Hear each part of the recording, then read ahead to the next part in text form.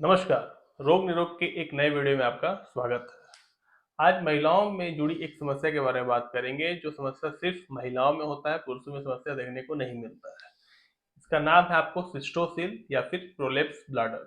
यानी आसान भाषा में समझें तो होता यह है कि पेल्विक फ्लोर मसल्स जो होते हैं वो कमजोर हो जाते हैं, जिस वजह से जो वॉल बाइसेक्ट करता है या डिवाइड करता है वजाइना और वुमेन के ब्लैडर को, वो कमजोर हो जाता है, जिस वजह से ब्लैडर जो होता है वो वजाइना में घुसने लगता है, अंदर चला जाता है। तो इस कंडीशन को बोलते हैं हम लोग सिस्टोसिल या प्रोलेप्स ब्लैडर। आखिर ये होता क्यों? इसके होने के चार पांच कारण हैं, जिसमें सबसे कॉमन कारण है आपको चाइल्ड बर्थ। जब नॉर्मल डिलीवरी होती है उस वक्त अगर किसी प्रकार की कोई परेशानी होती है या डिफिकल्टीज आती है डिलीवरी होने में, या फिर ट्विंस या ट्रिपलेट्स डिलीवर हो जाते हैं, या फिर बहुत ज़्यादा पेल्विक फ्लोर मसल्स के ऊपर या टिश्यू के ऊपर स्ट्रेच आ जाता है, तो उस केस में ये समस्या देखने को मिल जाती है। दूसरा कारण होता है आपको एज। एक समय के बाद महिलाओं का पीरियड जो होता है वो खत्म हो जाता है, इस कंडीशन को बोलते हैं मेनोपॉज। मेनोपॉज के समय क्या होता है कि महिलाओं में एस्ट्रोजन हार्मोन की जो क्वांटिटी होती है वो अचानक से गिरना शुरू हो जाती है।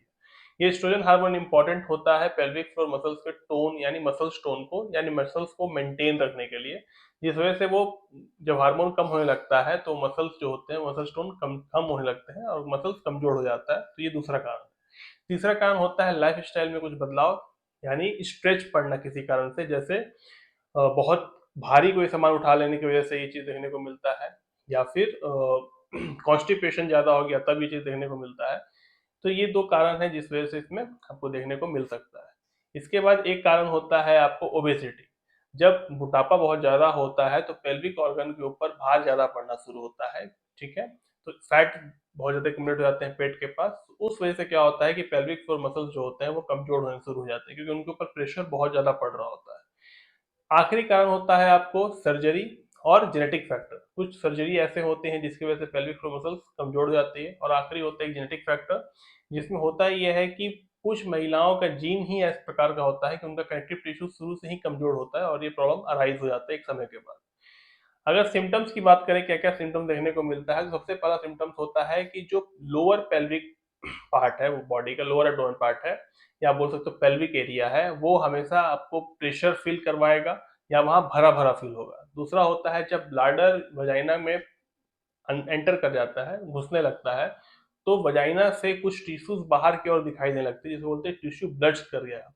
ठीक है, दूसरा कारण ये है। तीसरा कारण होता है यूरिनरी इनकॉन्टिनेंस, यानी कि बार बार पेशाब लगना, पेशाब का डिस्चार्ज लीकेज हो जाना, कंट्रोल ना रहना पेशाब के ऊपर में, या फिर यूरिन इन्फेक्शन बार बार हो जाना, ब्लैडर ठीक से खाली नहीं होना, लोअर एब्डोमेन में दर्द होना, पीठ में दर्द होना, और इंटरकोर्स करते समय तकलीफ होना, पेशाब करते समय दिक्कत आना, मतलब स्टार्टिंग में दिक्कत आना या फिर उसको रोकने में दिक्कत आना, ये कुछ समस्याएं देखने को इसमें मिल जाती है।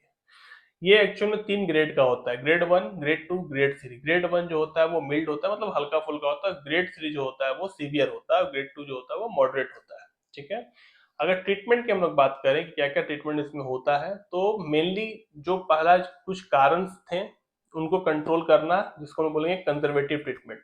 जैसे कि ब्लैडर को सपोर्ट करने के लिए, क्योंकि ब्लैडर ब्लड्स कर रहा है, इंटर कर रहा है वजाइना में, तो वजाइना में एक पेस्ट्री नाम का डिवाइस होता है, रिवोल्व डिवाइस, जो ब्लैडर सपोर्ट करने के लिए यूज किया जाता है।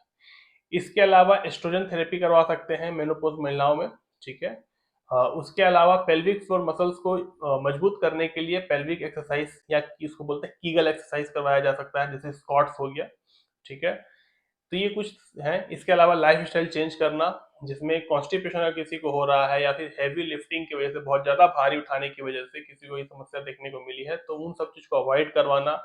वजन बढ़ गया है तो वजन को कम करवाना, ताकि जो भी सिम्टम्स हैं वो मैनेज हो सके।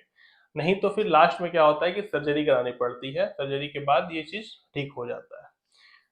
तो ये आपको ट्रीटमेंट था। डायग्नोसिस कैसे होगा, क्या डायग्नोस करते हैं, कैसे पता करते हैं?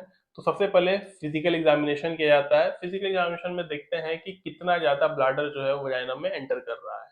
दूसरा होता है अल्ट्रासाउंड और एमआरआई करा के चेक किया जाता है कंफर्म करने के लिए। तीसरा होता है कि यूरिन टेस्ट करवाते हैं, ताकि कोई इन्फेक्शन है या नहीं है, यूरिन कितना अंदर में ब्लैडर के अंदर रह जा रहा है उसको चेक करने के लिए। और आखिरी होता है यूरोडायनेमिक टेस्ट, जो ये चेक करता है कि ब्लैडर कितने अच्छे से काम कर रहा है। उम्मीद है कि आपको ये वीडियो पसंद आया होगा। अगले वीडियो में फिर मिलेंगे, तो अपना ख्याल रखिए। जय हिंद।